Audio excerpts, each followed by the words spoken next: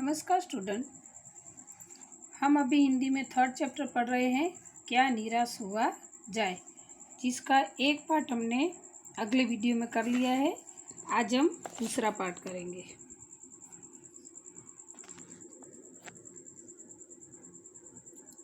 भारतवर्ष ने कभी भी भौतिक वस्तुओं के संग्रह को बहुत अधिक महत्व नहीं दिया है। उसकी दृष्टि से मनुष्य के भीतर जो महान आंतरिक तत्व स्थिर भाव से बैठा हुआ है, वही चरम और परम है।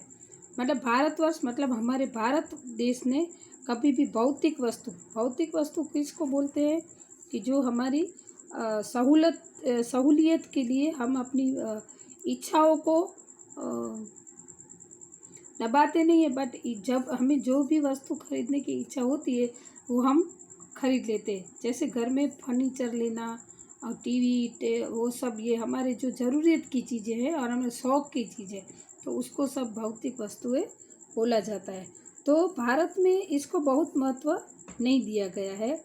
उसकी दृष्टि से भारत में क्या है, मनुष्य के भीतर जो महान आंतरिक तत्व स्थिर भाव से, मतलब आत्मा में जो तत्व होता है, जो भगवान रूपी तत्व है, उसको ही चरम और परम मतलब वही सर्वश्रेष्ठ माना जाता है।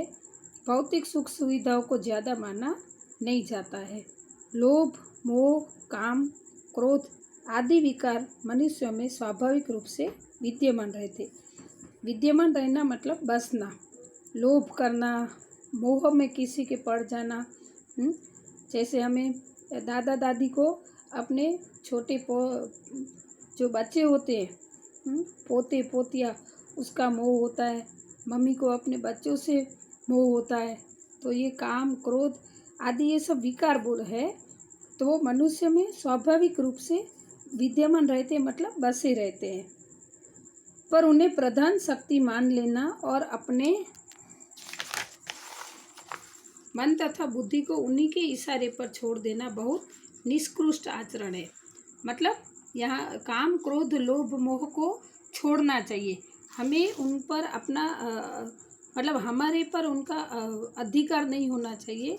अगर हमारे दिमाग में, हमारे आचरण में ये चारों विकार बैठ जाते हैं, तो हमें वो निकृष्ट आचरण मतलब कि वो खराब आचरण हो जाता है, हमारा व्यवहार खराब हो जाता है, मतलब ठीक नहीं माना जाता है।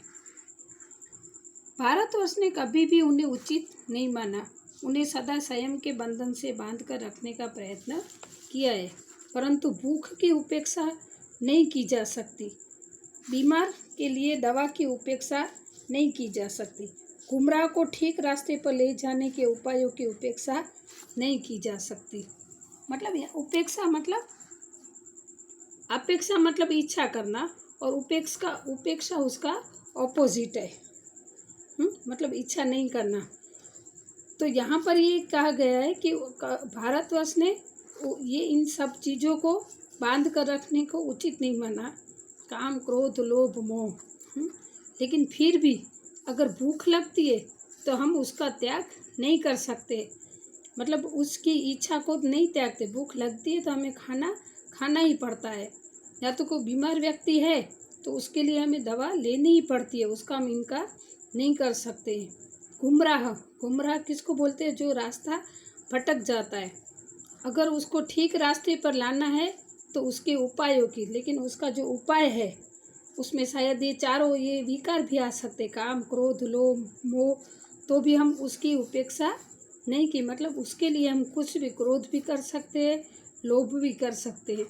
तो इन सब चीज़ों के लिए इनकी उपेक्षा नहीं की जा सकती। हुआ यह है कि इस देश के कोटि दरिद्र जनों की हीन अवस्था को दूर करने के लिए ऐसे अनेक कायदे कानून बनाए गए हैं। मतलब हमारे देश में क्या हुआ है कि जो दरिद्र जन है, लोग हैं, गरीब लोग हैं, कोटि मतलब करोड़ों, उनकी हीन अवस्था मतलब पूरी अवस्था के लिए दूर करने के लिए ऐसे अनेक कायदे कानून, मतलब जो गरीब वर्ग है उसको मदद मिले, उसको सहाय मिले, तो इसके लिए हमारे देश ने बहुत सारे कायदे और कानून बनाए, जो कृषि, उद्योग, वाणिज्य, शिक्षा और स्वास्थ्य की स्थिति को अधिक उन्नत और सुचारू बनाने के लक्ष्य से प्रेरित है। मतलब हम अभी अभी की कंडीशन हम देख लेते हैं कि देखो अभी कोरोना है तो गरीब लोगों के लिए कितनी सारी सहाय मिलती है। तो ये हमारे देश की सिस्टम है कि जो गरीब है उसको कृषि उद्योग में या तो कोई भी उद्योग है उनको कुछ भी काम करना है तो उसमें उसको मदद मिलती है, प्रेरणा मिलती है। परंतु जिन लोगों को इन कार्यों में लगना है उनका मन हर समय पवित्र नहीं होता है। लेकिन हमारे भारतवर्ष ने नियम बनाए हैं कि जो गरीब लोग हैं उनके लिए ये सब सिस्टम रखे, ये सब सहूलियत रखे। लेकिन जिनके लिए ये सब हो रहा है उनका मन ऐसी परिस्थिति में लगता है कि नहीं, या तो वो मन पवित्र है कि नहीं है। क्योंकि अगर उसको काम नहीं करना होता है तो भी वो सिस्टम का फायदा उठाता है।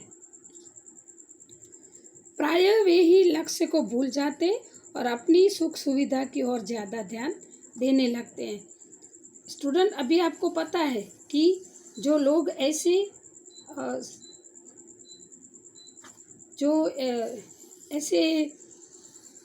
हमें लाभ मिलते हैं, गवर्नमेंट के जो लाभ होते हैं जो भारत में जो बनाए जाते हैं, तो उसमें क्या होता है कि जिन लोगों के लिए वो नियम बनाए गए हैं, जो सिस्टम बनी हुई है उनके फ़ायदे के लिए लेकिन उसमें क्या होता है कि वहाँ तक पहुँचते नहीं है, लेकिन जो बीच में है वो अपना लक्ष्य भूल जाते हैं। हम ऐसे बोलते हैं कि बीच वाले सब कुछ खा जाते हैं। व्यक्ति चित्त सब समय आदर्शों द्वारा चलित नहीं होता है। जितने बड़े पैमाने पर इन क्षेत्रों में मनुष्य के उन्नति के विधान बनाए गए उतनी ही मात्रा में लोभ मोह जैसे विकार भी विस्तृत होते गए। लक्ष्य की बात भूल गई, आदर्शों को मजाक का विषय बनाया गया और संयम को दकियानुसी मान लिया गया। परिणाम जो होना था वो हो रहा है। यह कुछ थोड़े से लोगों के बढ़ते हुए लोभ का नतीजा है, परंतु इससे भारतवर्ष के पुराने आदर्श और भी अधिक स्पष्ट रूप से महान और उपयोगी दिखाई देने लगते हैं। इस पैराग्राफ का मैं इतना ही समझाऊंगी कि अभी जो रिश्वत चल रही है हमारे देश में, हम कहीं पे भी जाते हैं तो रिश्वत ही देनी पड़ती है।